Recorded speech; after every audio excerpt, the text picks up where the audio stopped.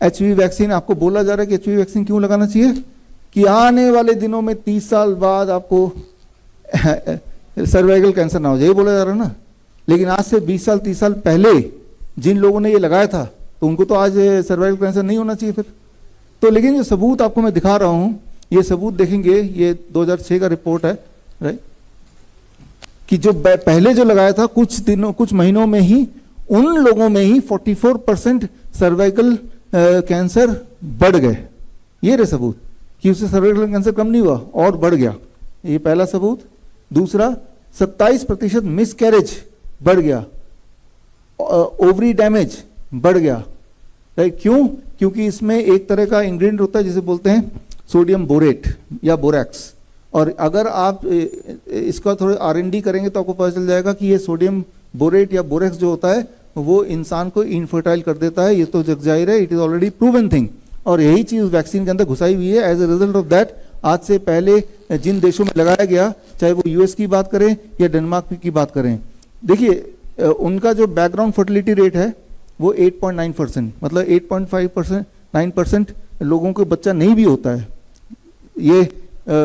लेकिन जब वैक्सीन लगाया तो वही चीज बढ़ के हो गया 27%। अब 27% लोगों को बच्चे नहीं होते हैं, राइट। तो ये मतलब बच्चे नहीं होते हैं, तो पहले भी होता है कि कुछ कपल्स को नहीं हो पाते, लेकिन उसकी तादाद वैक्सीन लगाते ही और बढ़ गई। ये आपके सामने ग्राफ है, और ये ग्राफ है जिसमें ये पता चलता है कि वैक्सीन लगाने के बाद फर्टिलिटी रेट ड्रॉप होती जा रही है। जब वैक्सीन लगाया गया, यहाँ पे एचपीवी वैक्सीन 2006 में लगाया गया, और लगाने के बाद से आप देख रहे हैं जहाँ जहाँ लगाया वहाँ देशों के ग्राफ वो नीचे जाता हुआ आपको दिख ही रहा है।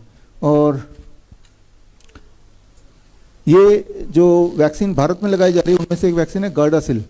गर्डासिल का जो अपना उसका अगर पेपर पढ़ेंगे, उनके अपने वेबसाइट में पढ़ेंगे जाके, तो उसमें अगर या FDA के वेबसाइट में जाके पढ़ेंगे तो उसमें जो उसके साइड इफेक्ट लिखे हैं वो आपकी आंखों के सामने इतने हैं कि मैं अभी पढ़ ही नहीं सकता, पढ़ूंगा तो और चीज़ें हमारे टाइमलाइन में है। तो ये सारे उसके साइड इफेक्ट है। और अब 2020 का आप पेपर देखें कि अभी तक 2020 तक कई देशों में एचपीवी वैक्सीन लगे हुए कई साल भी हो गए थे। उन सारे डेटा को जब मिलाया तो क्या ये पाया गया कि एचपीवी वैक्सीन से वाकई में सर्वाइकल कैंसर कम हो गया? इसका उल्टा पाया गया, सर्वाइकल कैंसर तो बढ़ गया, साथ में इनफर्टिलिटी रेट भी बढ़ गई। और ये फाइनल 2020 का रिपोर्ट आपकी आंखों के सामने है।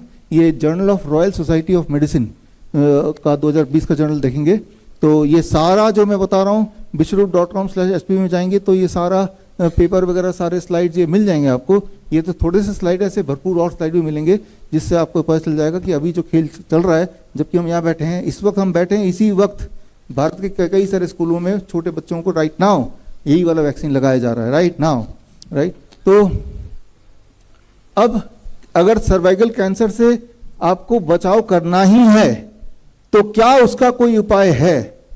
इस पे रिसर्च हुआ, और ये रिसर्च भारत पे हुआ, और ये रिसर्च पेपर है 2013 की, और उस रिसर्च से निकल के आया कि अगर हम अपने खाने और पीने को साफ सुथरा कर लें और न्यूट्रिशन को इम्प्रूव कर लें तो सर्वाइकल कैंसर या कोई और कैंसर के होने के चांसेस अपने आप खत्म हो जाते हैं। सर्वाइकल कैंसर जो है वो हाइजीन का कैंसर है। आप न्यूट्रिशन को ठीक कर लो, पानी को क्लीन कर लो, गंदगी हटा दो, तो ये नहीं हो सकता। ये रहा भारत के ऊपर ही जो किया गया था रिसर्च, वही मैं आपको दिखा रहा हूँ 2013 का। तो अगर सही मायने में इतनी चिंता है तो पानी को साफ करने की चिंता होनी चाहिए, खाना को साफ करने की चिंता होनी चाहिए, खाना का पेस्टिसाइड फ्री होना चाहिए, खाने के अंदर पेस्टिसाइड ना हो इस बात की चिंता करनी चाहिए। That's be the main thing, है ना। तो जो कि गवर्नमेंट को करना चाहिए, या अगर गवर्नमेंट नहीं कर रही तो फिर अब कौन करेगा? अब हमें करना चाहिए। बड़ी से बड़ी बीमारी का आसान से आसान इलाज घर बैठे ही हो सकता है। अधिक जानकारी के लिए कांटेक्ट करें नियरेस्ट डॉक्टर BRC clinic@home।